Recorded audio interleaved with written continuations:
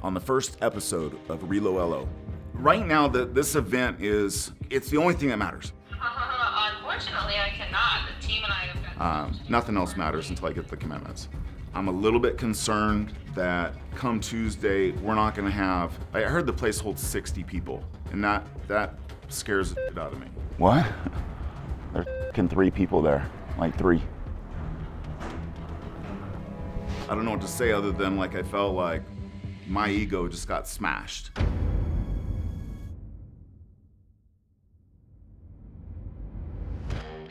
You can take a cheetah out of the jungle, but you can't take the jungle out of a cheetah. What happens when you drop a loan officer into a brand new city they've never been in before with the goal of $2 million in production within their first 90 days? You're about to find out. I'm Casey Knowles. And I'm Nick Carpenter. Starting August 1st, 2021, I'll be putting my reputation and mental toughness on the line to put myself through the rigorous journey of starting over in a new city without a single contact while documenting the process along the way. I'm betting that I can create a plan any loan officer can follow to build a big business. With the plan I put together in one hand and a cheetah juice in the other, Casey will take the plan to the streets, find opportunity, and see if it's still possible to achieve your dreams in America.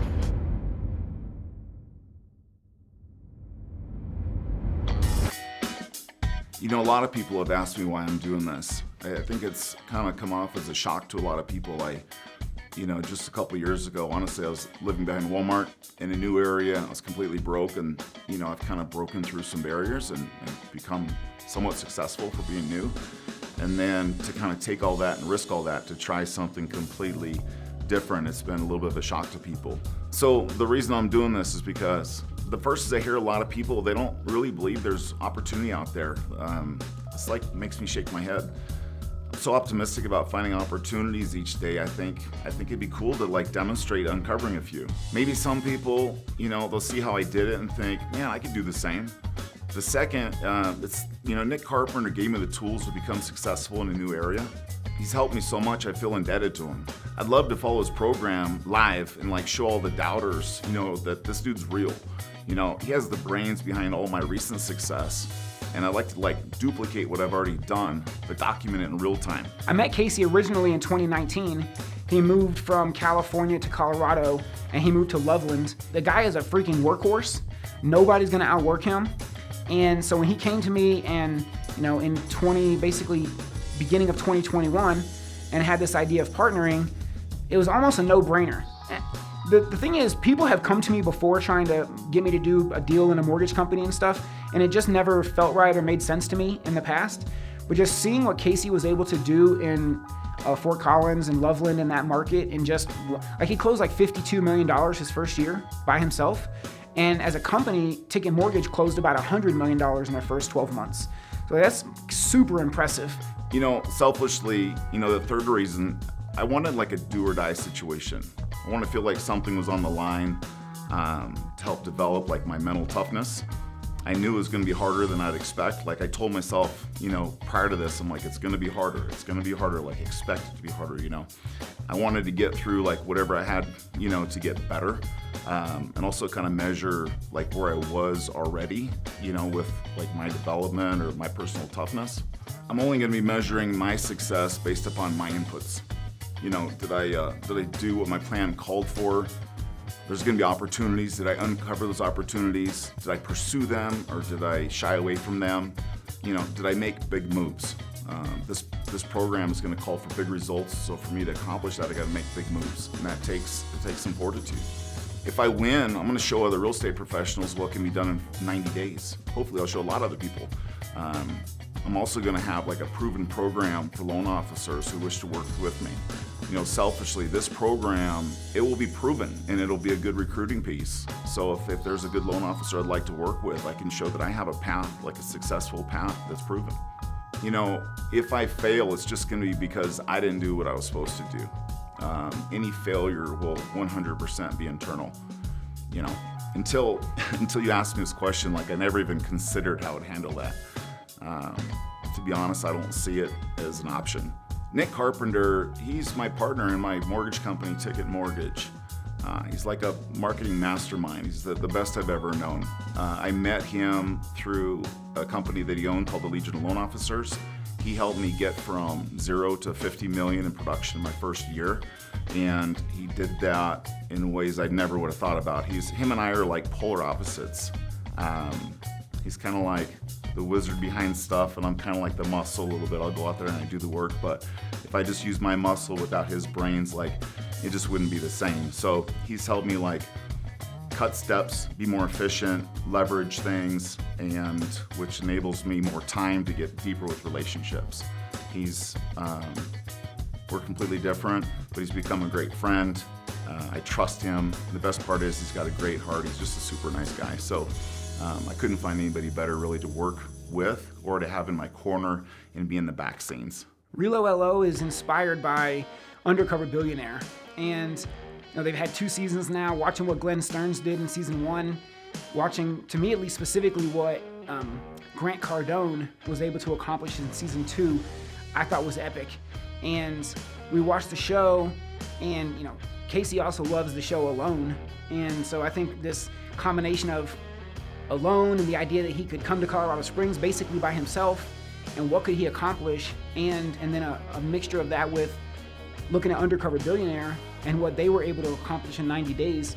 Oftentimes I think people overestimate what they can do in a short period of time, maybe a day, a week, 1 month, and they underestimate what's possible to accomplish in 3 months. And so that's what we're here to prove is, what can we do, what kind of business can we build over the course of 90 days? Obviously we're using Casey's real name, we're using his real social media profiles, so it's a little bit different, but we're building a business long term. This isn't just a TV show or some challenge for us, although it is a challenge, but for us this is about building a long-term business that's going to be here for a long time in Colorado Springs. And so it's exciting just to see what we're going to be able to accomplish over this 90 days. If I could go out and show that just an average dude like myself can go out and make some massive action, take some massive action, and have some massive results in 90 days, I would think that if 10, 15, or 100 people saw that and go, you know what, if that clown can do it, like I can do it too, because it's the freaking truth. Like, it's the truth. You wake up and you take some huge steps, there's gonna be some results. And so outside the real estate industry, I hope I change the minds of some people that think like, to open up what they think is capable for themselves. That'd be freaking awesome.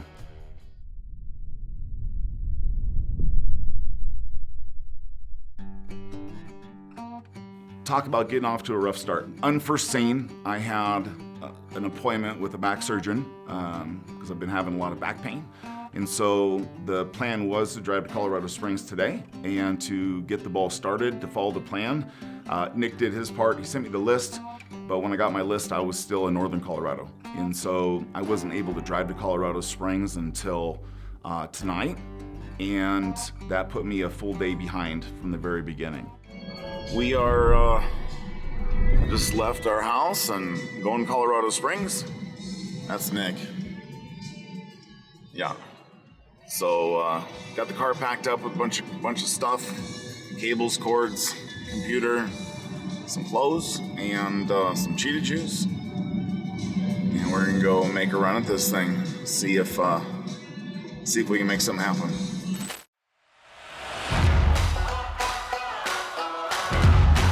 Man, it's Tuesday, and I completely, I didn't blow yesterday, but yesterday got blown because I wasn't able to get to the Springs until the end of the day. And obviously I got a new house, and so I'm like trying to set the house up and make sure that I have my basic needs in order.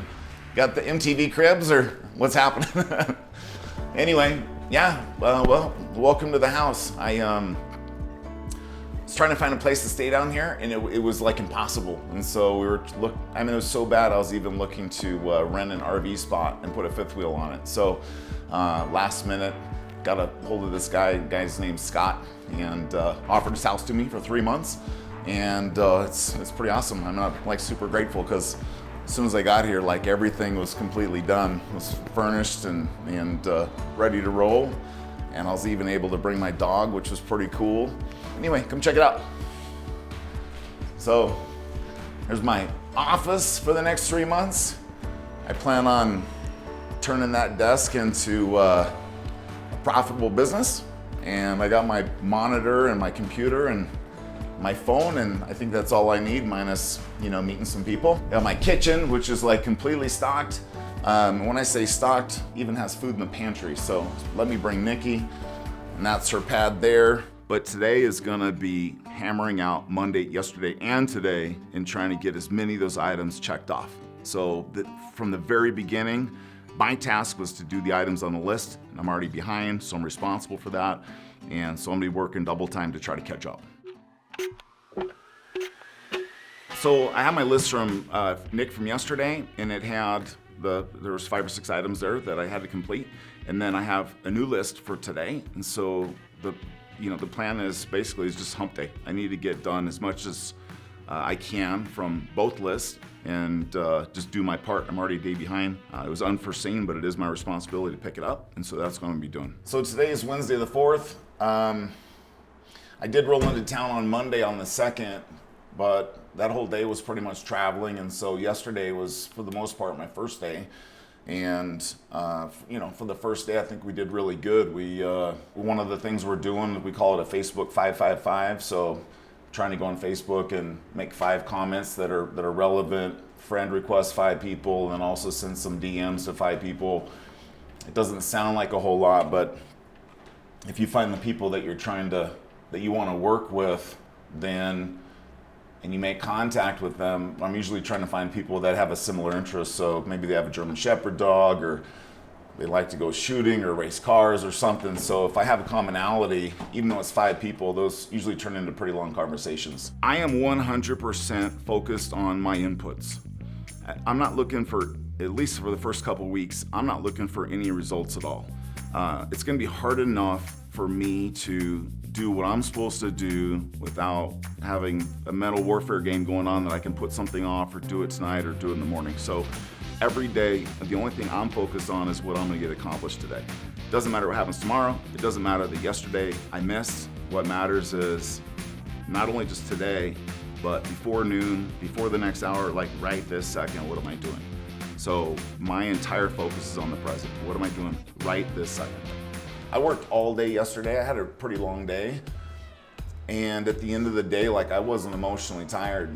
I wasn't trying to sell anybody anything. I worked probably 14 hours yesterday because I was trying to play catch up from not working the day before. And I was physically tired, but my emotions were great. If I spend an hour trying to sell something on the phone and cold call people, an hour or 2, I'd probably be exhausted and feel beat up. But at the end of the day yesterday, I felt like I made 30 new acquaintances, and at some point I'm probably gonna have a pretty good friend in there. I mean, I got a hold of one guy yesterday, and next week we're going shooting together. He was into long range shooting, and I have some long range guns, and he wanted to do some stuff for October for a hunt. And so I said, hey, I got some of that stuff, let me bring some stuff out and we'll go shooting. And so, if I never get a deal out of the guy, I could care less. We're going shooting together. So that's my attitude, and that's why I don't get tired. I just don't get exhausted like that. Looking into Colorado Springs, the housing thing was kind of a big piece. I needed a place to live. I needed a place to work out of. I originally looked into getting an RV space and putting a 5th wheel there. The problem with that was the internet was gonna be super shady, and I was concerned about running to town to be on the internet, which I need to be on the internet constantly. So funny enough, I ended up getting a hold of this guy who had a house for rent, which is the house that I'm currently in. And by chance, we're talking about dogs and different stuff that we have in common. And he turns out to be a Keller Williams commercial agent. Well, Friday night this week I'll be heading back. Can we do something next week?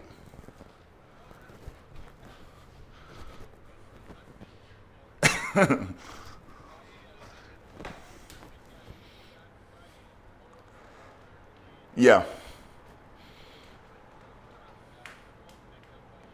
That's awesome, man. I appreciate it. All right, buddy. All right, bye.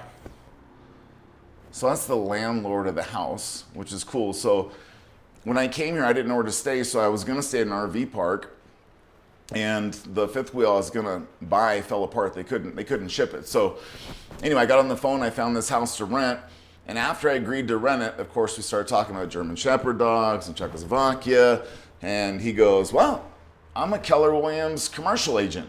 As I'm like, soon man, as that's awesome. he mentioned that, even though it was commercial, I mean, I knew that he would know people, know contractors. He'd been in town like over 20 years. And so not only was I able to get like some housing in town that had internet and that was like perfectly suited for what I needed, but he also turned out to be a contact. And that was a bonus. You know, you walk in, you know nobody, and then you hear something like that, and you're like, you know, things are happening. So it was pretty cool. So upon talking to Scott on the phone, my landlord, talk about meeting nice people. I mean, as soon as he found out kind of what I was doing, like he opened the doors and was just like, hey, you should come into my office and you should pitch, you know. And man, I love that. That's great. You know, I really appreciate that. But in all honesty, like things like that make me feel super uncomfortable, guilty. You know, I don't like the greasy salesperson thing. And all the business I get generally is just because, you know, it's the relationship. And that relationship, the way I like to start it is by kind of like giving first. And so, you know, when he opened the door and said, hey, come into my office and pitch, the gift was he opened the door for me. The gift wasn't I could pitch. And so by him saying, hey, you could come in, I'm like, you know what, that's perfect. I accept your offer. Like he offered me a glass of water and I'm like, I'll take it, thank you. But I told him I'm not gonna come in there and pitch. Like, that's not gonna go anywhere. But I did say, look, I'll take you up on that, but once you let me come in and kind of find out what you guys need, maybe I can do a class and maybe I can help you guys. If I can help them get more business, then I feel like maybe I kind of deserve a piece of that because I actually helped them create it. So it's a little bit different than, you know, you could be like a passenger or you could be a partner. And if I'm a partner and I help you create business, I don't mind taking a piece of it. But I just don't want to walk in there and like get a handout because I'm like the new kid in the block. Good morning. It is Monday, the first day of the second week. Last week I spent a majority of the time just trying to get some infrastructure set up. I started a Google My Business listing, and whenever you do that, you have to wait about 5 days for them to send you a postcard.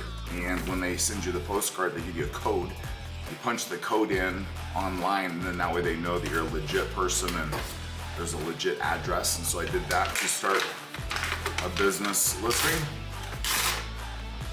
Got the code in the mail, so I'm gonna be able to put that into the website just to kind of activate the business in this town. I also had prepared I'd got some personalized note cards, and the idea on these, I'd like to send out 20 a day. So if I can make, 15, 20 contacts of people that I'm grateful for and send them letters thanking them. Last week I met with AJ at the title company, for example. I met with somebody at a restaurant, the landlord that I'm staying at, and then a couple of realtors as well that I made contact with. So I want to send out like 15, 20 per day. The main reason is just so I'm looking for things that I'm grateful for and then acknowledging that, sending the letter out.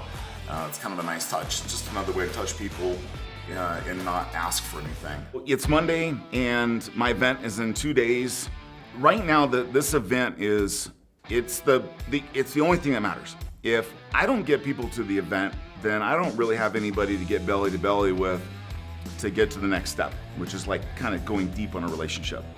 If I can't meet them, it's impossible to go deep. So the end of last week and today, on my list, I'm supposed to get 10 people to commit to going to the event. Hey Weston, my name's Casey Knowles. I sent you a couple messages on Messenger. Hello? Hey, it's Casey Knowles calling. How are you? Hey, good. How are you? I'm doing good. I am calling to make sure that you're going to go to the event on Wednesday, 10 to 11:30. Tell me you're going to be there. Unfortunately, I cannot. The team and I have got stuff to do before our client event this weekend. And it's been really difficult. I mean, I could send out 100 invites or I can make 100 phone calls, but to get an actual commitment has been difficult. This is Joel. Joel, this is Casey Knowles with Ticket Mortgage calling. How are you? Hey, buddy. How are you? I'm doing good. We have a meeting on Thursday, but I have a class that's being taught on Wednesday on some Facebook edge rank stuff, and I was going to see if I could get you to go or get some of your teammates to go. Team members. Good. On Wednesday, what is it, the 11th, right? Yeah, it's 10 to 11:30, and it's really good. Let me just, what time we drop off the Mustang?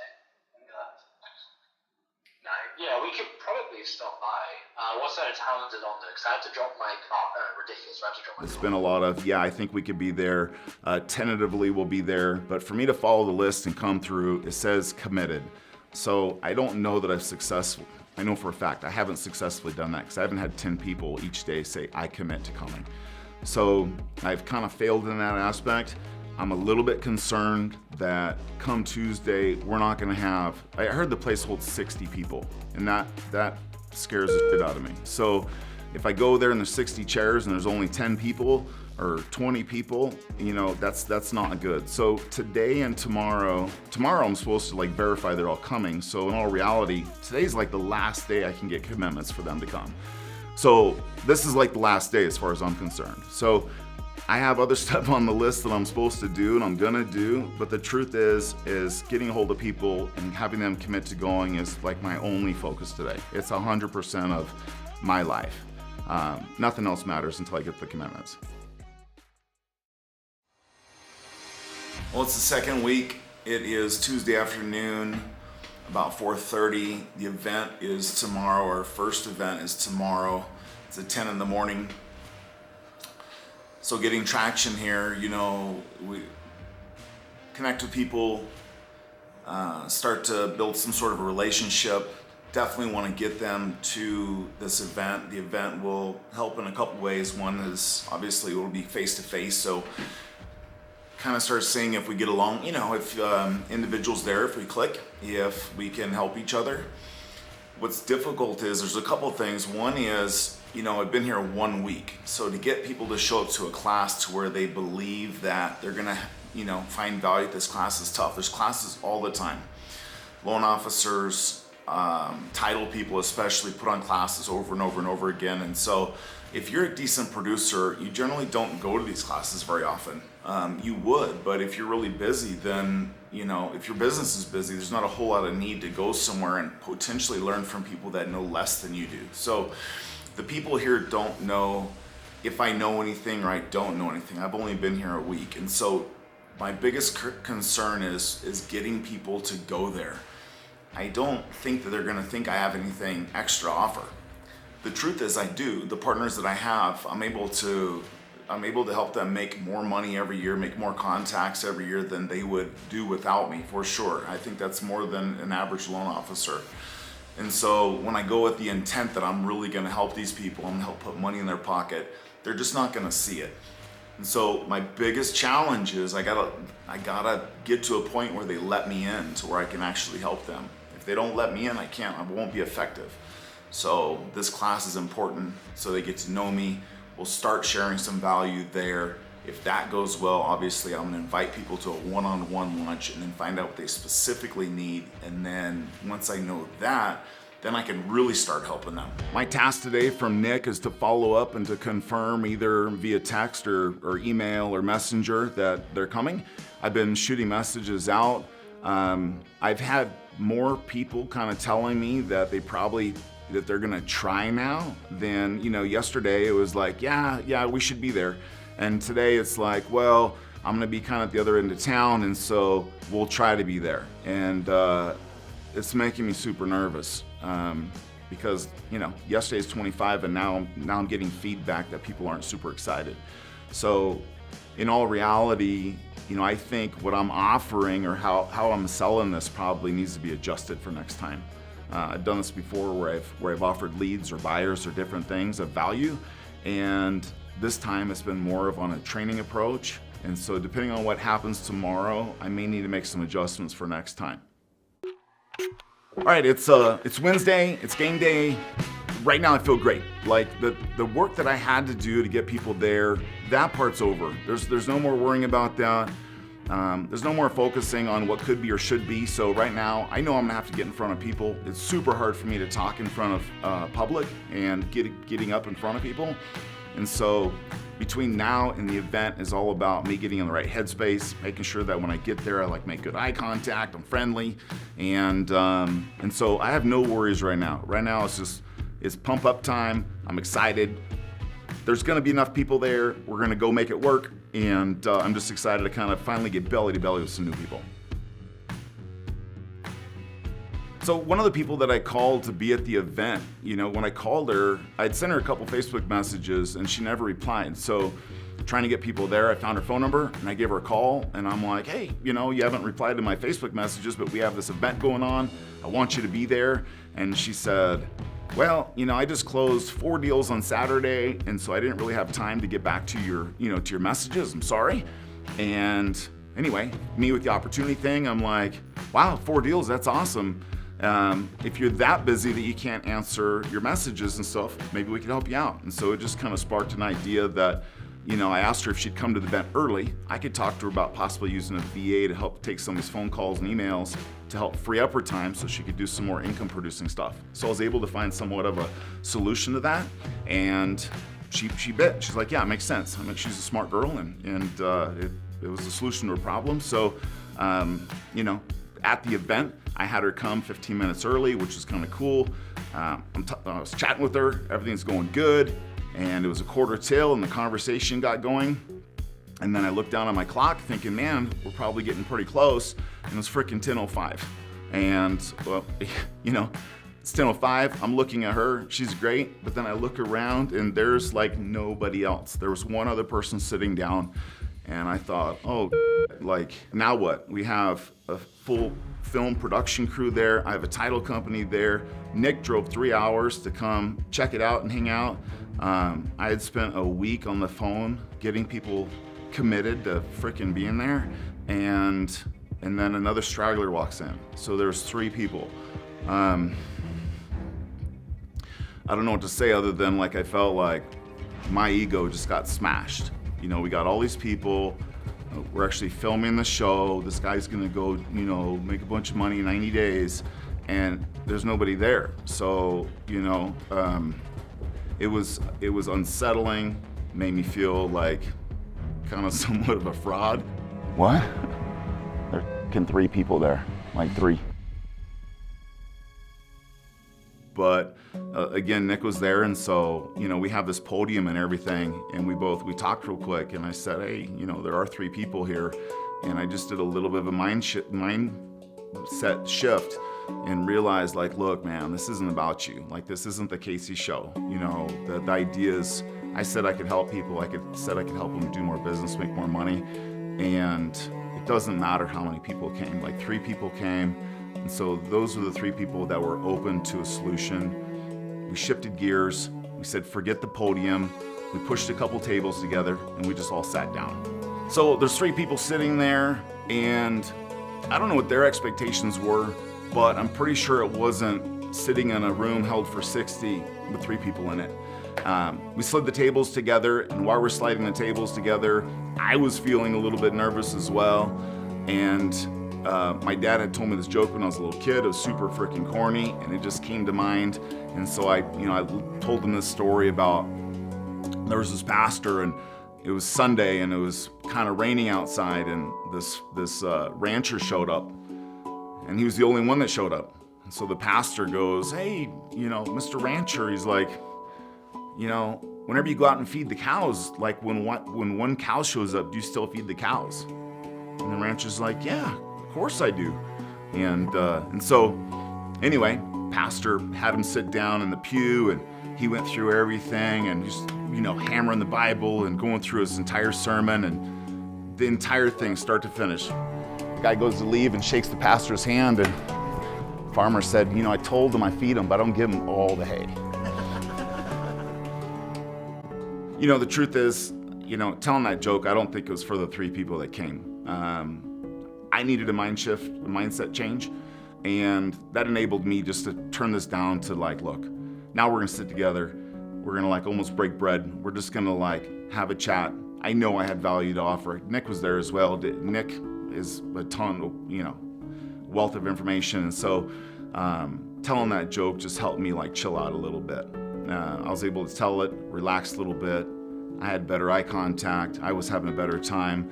And it was just something that was kind of needed to go from this, hey, we're going to have this big event, to we're going to sit down and we're going to break bread together. And, sometimes it just takes that. You just have to like take a step back and realize like, it's not about you. It's not, it's about somebody else. And so, by making that shift, it just kind of gets you in a new frame of mind and allows you to move forward in a productive way. We hosted our first class.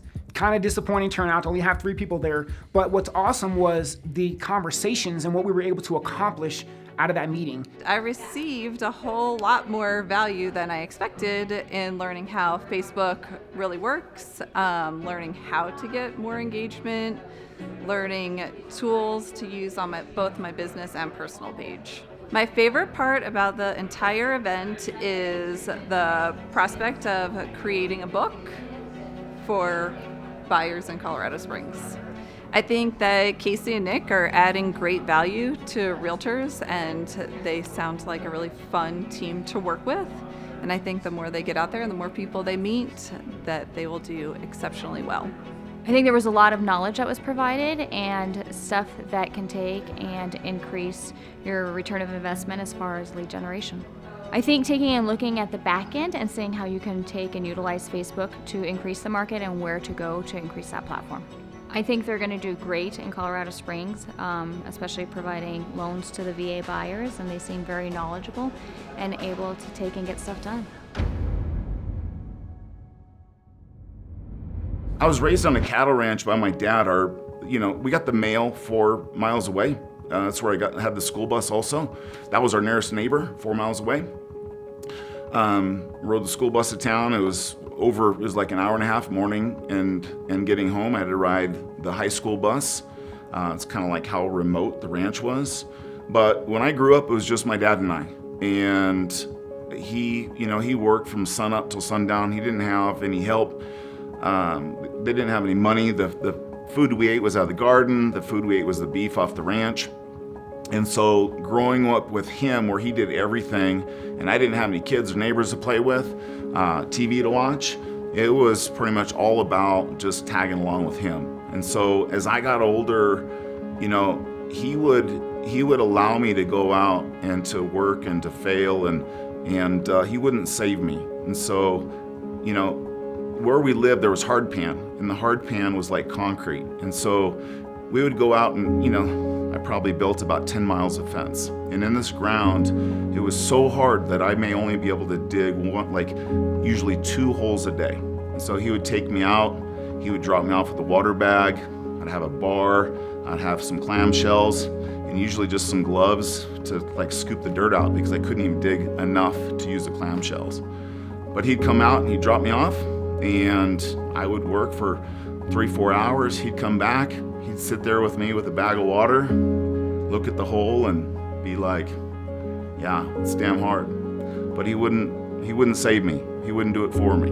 And growing up with him was like that. We worked, the work ethic that my dad had was unmatched by none. And having that example growing up makes a lot of other things very palatable. It's not easy, but no one's coming to save me most of the time. And so you just have to go about it with that attitude, like nobody's coming, so you just got to get it done. And the sooner you get it done, the sooner it's done. It sounds super simple, but if nobody's coming to save you, there's no reason to put it off. On the next episode of ReloLO, the next thing that's going to happen is the social event. I'm having a social event here on the 26th. I wouldn't be surprised if 60 people showed up. It's just the response has been really everybody's like, yeah, I'll see you there. If they say they can't be there, I kind of push back a little bit and they're like, you know what, I can make it. The number of people that have come is not as many as I thought, but like I thought in the beginning, the way this space is, it felt just right.